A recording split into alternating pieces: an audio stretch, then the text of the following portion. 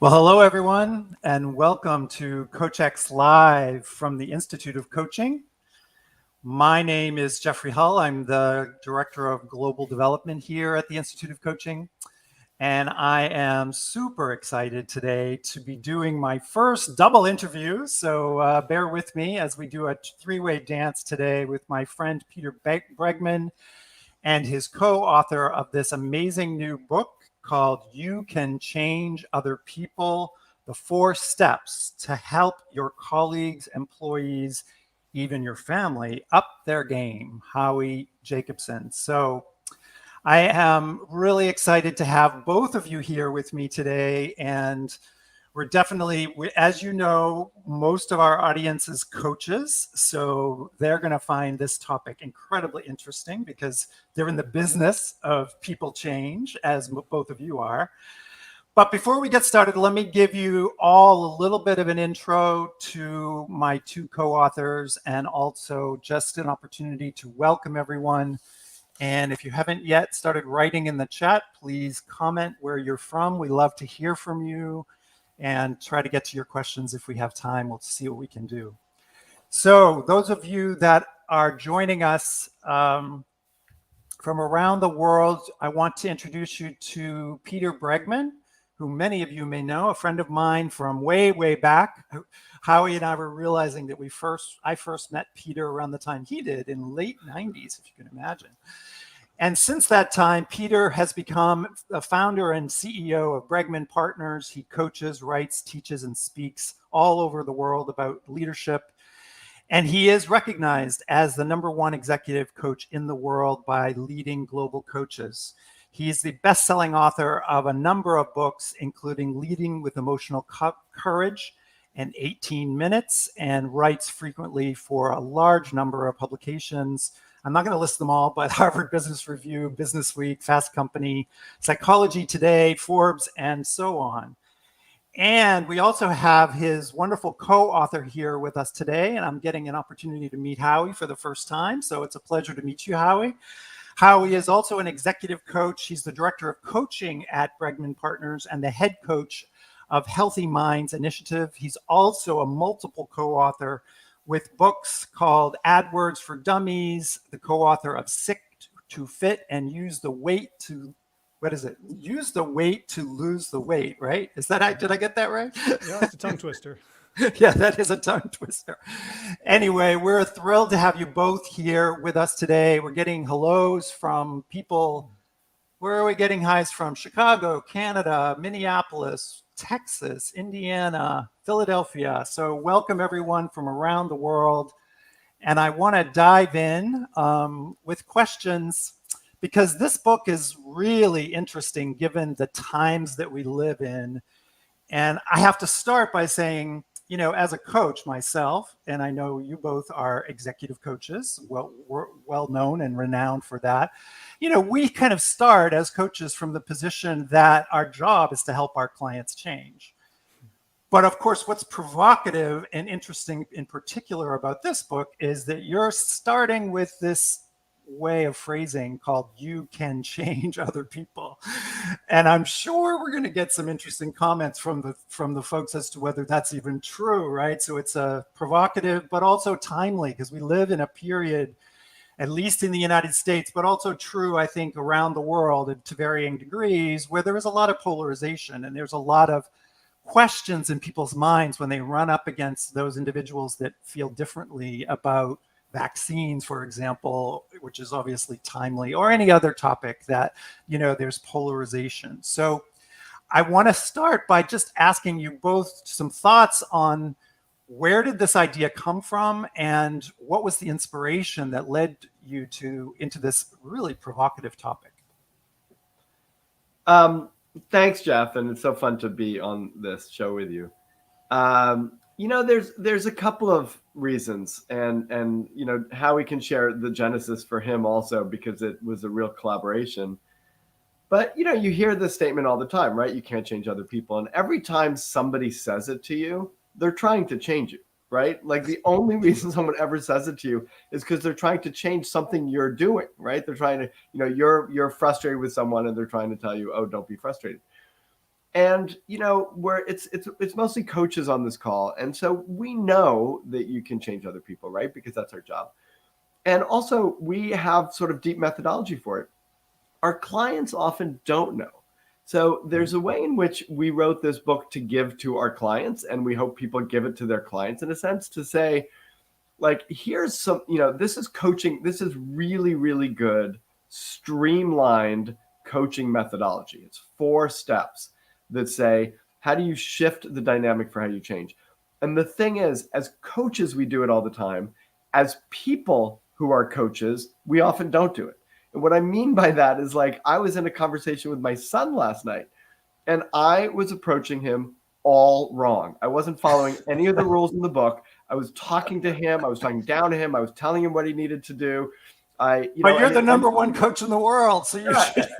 It ended very, very poorly, and it, and I sort of emerged that conversation going, why am I not using my methodology, which I know works, right? Like, first step is, like, be an ally, not a critic, and I'm coming in as a critic. And ownership. I'm taking all the ownership away from it. At a certain point, he's saying to me, are you saying I have to do this? Because if I have to do this, then there's no conversation, and I'll do it because I have to do it. But, total begrudgingly, and so as coaches, like, to me, one of the helpful things about writing this book was to say, I know what I'm doing as a coach. I don't know what I'm doing as a human being quite as well, or I'm not as good at doing it as a human being when I'm not being a coach, which is what our clients face all the time because they're not coaches. So we really wrote this book in hopes to help integrate sort of coaching methodology in a very simple, straightforward way into the rest of our lives as coaches and our clients' lives as people. Beautiful. Yeah. No, well said. Howie, what was your inspiration? My inspiration, frankly, was I was a junkie of Peter's coach training workshops. And I kept, whenever he had one, I would try to go. And he announced in spring of 2019 that this was going to be his last one. And I was quite upset because he took away my stash. So this stuff is so good. It's so valuable, training people on these different methodologies. And one of the things that that Peter would say in the sort of the middle of the training was, coaching is about creating, like, a break from the past so that the future can be different. And, like, that's about changing people. That's, if people continue to behave in the same ways and engage in the same patterns, they're not going to change. And we have this technology through conversation, through communication, through reflection, through provocative challenge, but all while staying in rapport, that can help people all around us become their best versions of themselves. And so, Peter decided, he didn't say, okay, I'll keep doing the training, but he's like, okay, well, what do you want to do about it? And here we are. Which is great. And the timing couldn't be perfect, because, as I said, we are living in very polarized times. Yeah. And, even just now, I'm already getting the comments, and whoever wrote it they just wrote LinkedIn users. So they want to keep themselves anonymous, but they wrote, how do I change my mom? Which is, but here's that's the where thing, it starts. like, I think that's a really, I think there's depth to that question. Like, Yeah. I think it's a really, like, it might have been a joking question, but it's also true. Like, my mother's 91, and I just spent the week with her in Florida. And we didn't write the book to say you have to change everybody, and that because you have the technology. Like, there's sometimes when I, am with my mom where I'm like, I'm trying to change her, and I actually have the technology to do it, but I don't really need to. Right? Like, it's not like that's not my role. Like, right now, my role as a son is to be a loving son, and then other times, like, we also didn't write the book specifically to change people's attitudes. Like, we're really approaching this as coaches, which is to say, we want to help people get massive traction on their most important work. That's my definition of coaching, right? To help our clients get massive traction on their most important work. So that's the kind of change we're talking about, change that people want to make, but seem to be struggling to make over time. Yeah, I love this fact that you're pointing toward helping people move when they ultimately, you either know or sense or believe that they probably do want to move. Yeah. So let's dive into the book, and we'll probably get some more questions about mothers and mother-in-laws. I see Maynard's asking about his mother-in-law. We'll go through all the family members, but let me dive into the book with you both. And Howie, do you want to give us a quick run through of the 4 steps? And I have to, and maybe Peter, whichever one of you wants, but I love this alley-oop. Right? I'm not going to say what it means. You guys can do it. Well, I'm going to let Howie should take this one, because also that was his creativity. That was his idea. Okay, go for it, Howie. Okay, thanks. Well, I'll start and you jump in. We'll ping pong. Yeah, we'll riff. So the 4 steps are alley-oop. The first step is to shift from critic to ally. And the next 3 are the abbreviations are outcome, opportunity, and plan. So we'll expand on those. But the first step, and Peter's going to say. Hold on, you just have to, for those people who are not basketball aficionados. Basketball. What? There are people here who are not basketball aficionados? Well, we do have people from all over the world, so not everyone is. I mean, I know for me, I love Michael Jordan, but I thought he was a baseball player. I didn't realize he was also a basketball player. And I just thought it was a brander of sneakers. Yeah, I think he owns car dealerships. I think you're both wrong. Anyway, no, thank you for reminding me. So the alley-oop is a pass in basketball that sets your teammate up for a slam dunk. So alley-oop is our mnemonic. And thank you for reminding me, because I don't hold that much stuff because my head is half the size of everybody else's, so it's kind of squeezed in there. So the first step is to shift from critic to ally. And for every one of the steps, we're going to say this is the most important step. But this really is the most important step, because it's the one that determines whether you're going to even have the conversation, right? Because Jeff, you're talking about like people who want to make these changes. And we can actually approach people who want to make changes in ways that get them to stop wanting to make the changes. Yeah, how you enter into the conversation is crucial to whether or not you get the outcome that you intend with your, the person you're trying to impact, right? Yeah, and we start the book by talking about like this whole dynamic of change. And the thing that most people don't understand, that I've experienced for decades, is people don't resist change. There's such a, obvious truism that, people resist change, and we believe it because we have these whole steps of change and stages of change. The stages of change that like every communication plan that I've ever read in the big consulting firms are all based on moving people through the stages of change, right? And you probably know like do you know where the stages of change came from? This idea of like, where you go through denial and grief and anger and eventually you get to the same place you started. Well, there's the stages of death and dying. And that's it. So the stages of change that we use in organizations to manage the change of like everything from, moving the water cooler from point A to point B to, major changes in the organization, is we go through this process of the stages of change. There was actually Kubler-Ross that wrote about it in terms of death and dying. So like the first question I asked 20 years ago was, really? Like, are stages of corporate change the same stages as death and dying? Like, is that really true? And it turns out people don't resist change. They resist being changed. There is also, though, a letting go piece, right? So that's kind of connected to a death. It can feel when you're letting go of a hard and fast position that you have about something, which is really one of the things you guys are talking about here.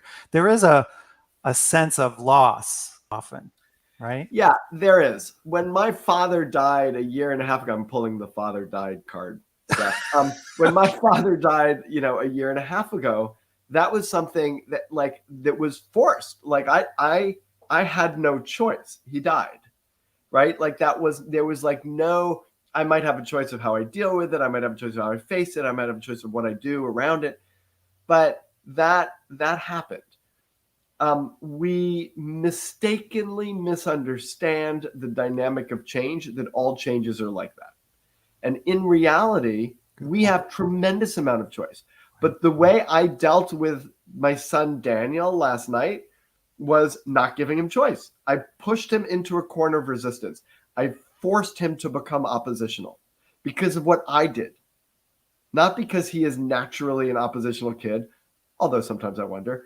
But it's because I drove him to opposition, because I created a dynamic that forced him to resist, as opposed to shifting the ownership to him and allowing him to choose and make choices.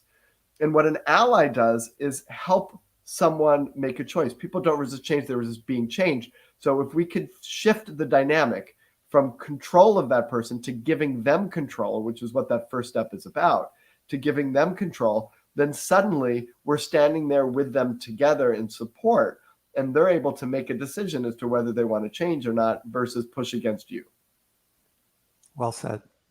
So this, the important steps of this first step are, for when I'm seeing the comments like, I want to change my mother, I want to change my mother-in-law, what about father, is to begin to assess where we're coming from. Because, right, you can change other people, but you have to change yourself first. And if I'm coming like, oh, my mother's driving me crazy, what's she doing? I can't stand this. If we come at it with this energy and we follow the 4 steps, we're not really following the 4 steps, right? So the first part is really to get in touch with our own positive intent. Like, what do I want? That's good. Like because if I'm just upset at my mother all the time, I will often feel bad about that. Like, what kind of bad son am I? So first get in touch with what do I want? Well, I want us to have a good relationship. I want to be able to share my life with her, whatever she's doing that's stopping me. Like, I have positive intent. I'm not just being a bad son.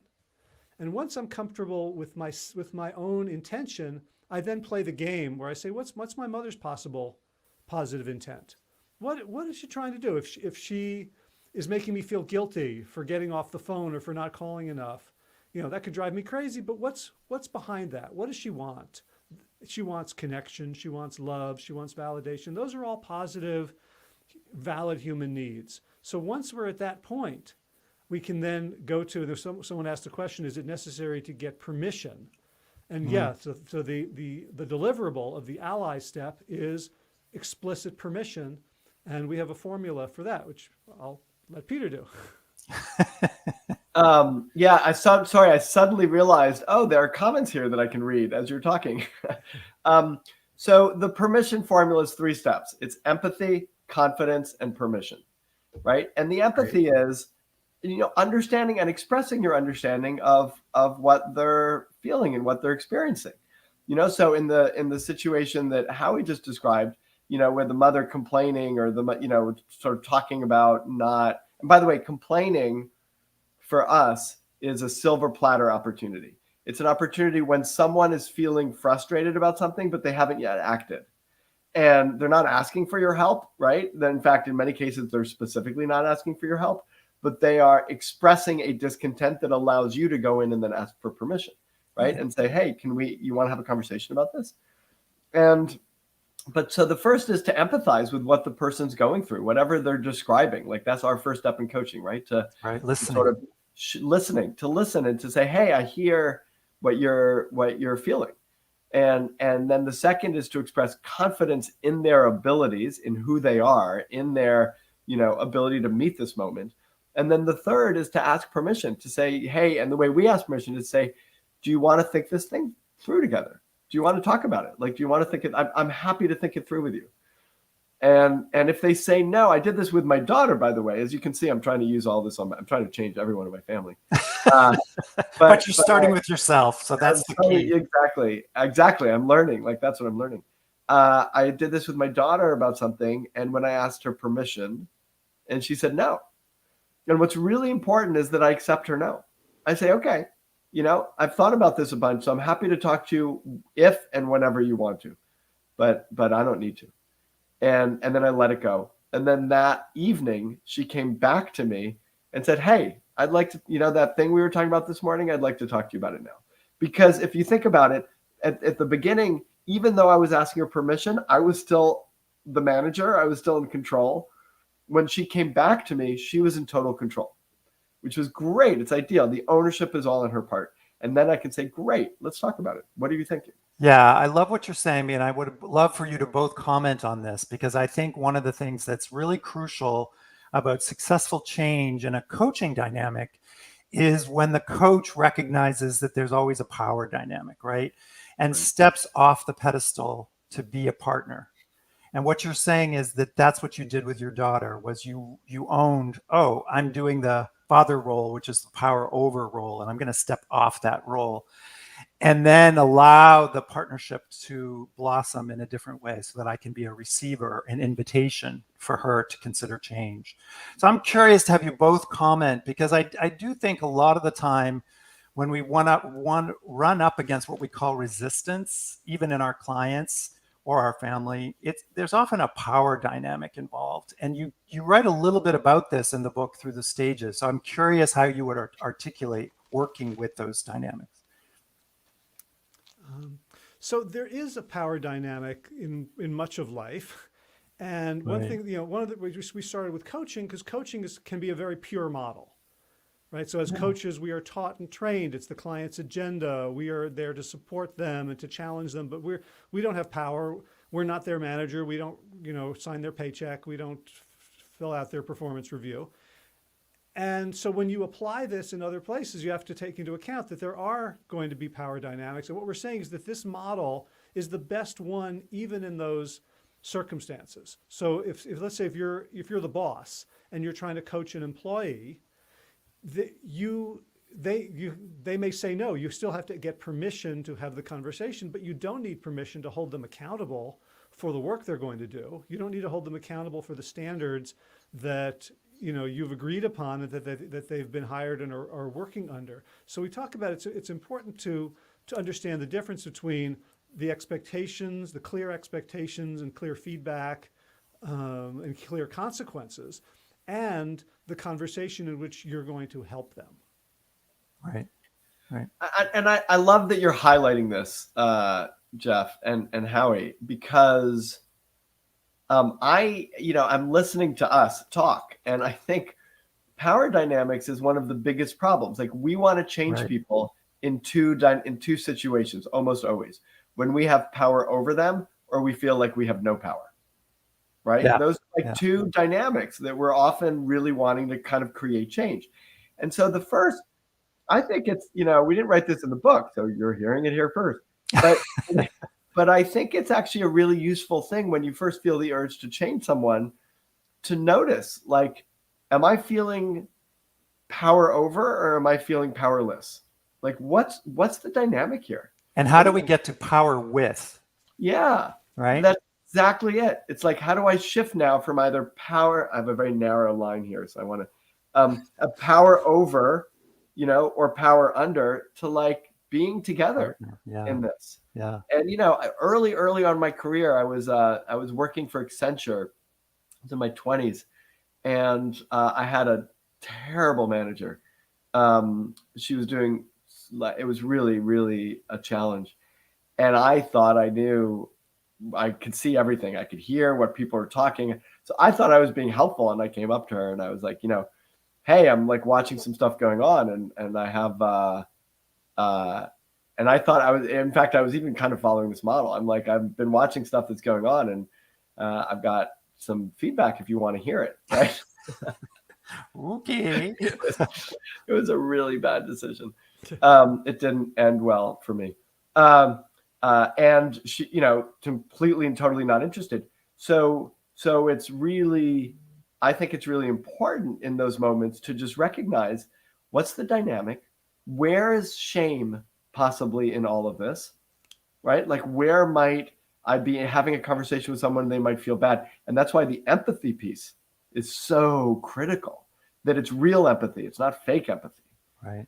But it's real empathy, so that it normalizes whatever it is that they're experiencing, so that they can meet you as a partner in the conversation. Great. So, we're going to obviously run out of time because these things fly by. And I just would love for you to both try to do two things in the next couple of minutes, because number one, I think it's great for you if you can summarize the 4 steps, just to remind people, because we're kind of going around.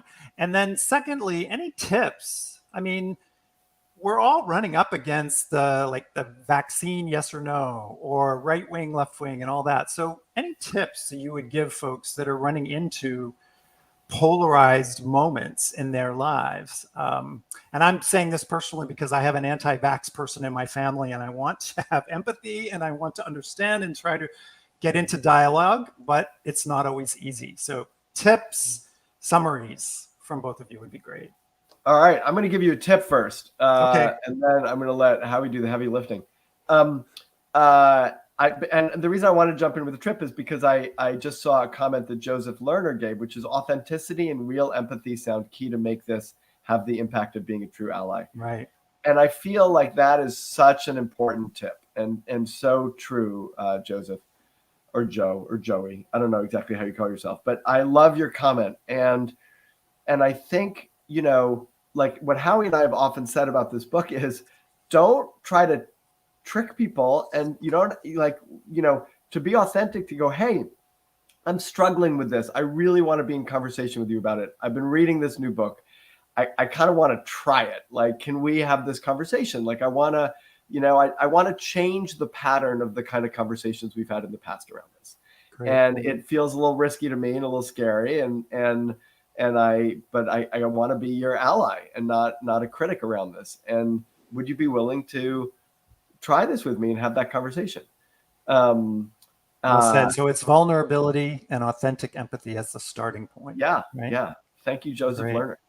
Yeah. Howie? Well, because that's what we're asking of the people who we're asking to change, right? It takes courage, vulnerability, authenticity for someone to, like you, Jeff, you said, like there's a loss, right? So it's going to take courage. It's going to take, if I'm saying I got to change, then there's something that I wasn't doing right or great or well enough, or it's no longer like, if we want them to go there, then let's us lead. Let's us be the role models, the psychic, emotional role models for them to create the space where we, when Peter was just talking about, hey, I'm struggling, this was a hypothetical conversation, and I'm feeling my heart go out to him. Like, just hearing that makes me want to be more open and vulnerable, because that's how human beings are. We co-regulate, and if Peter is sort of grounded and confident in creating a safe space, then I can relax into it.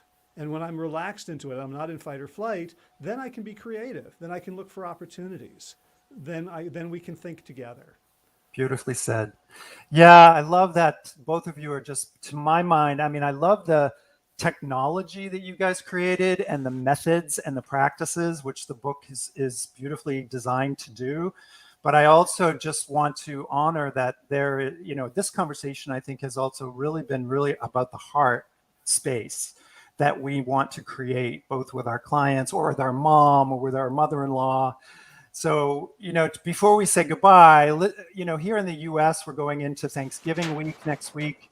And I know that it's a time for us to feel and express gratitude. And I just think that this is also a time for us maybe to take some of this technology that we, as you said, Peter, as coaches, sort of use every day in our profession.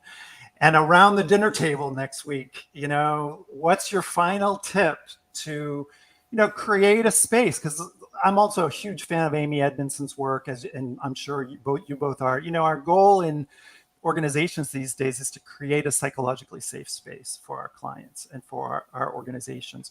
So what is your sort of final word that you would say to people who want to do just that, maybe next week with their families?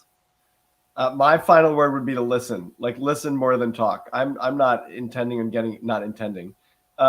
getting into any arguments about anything. It's not useful over Thanksgiving. I'd rather when I've sort of started a new thing, which is when someone's been asking me kind of, oh, so what do you do, et cetera. My quick answer, if they don't know me, is I'm nobody. It's not interesting, but tell me about you.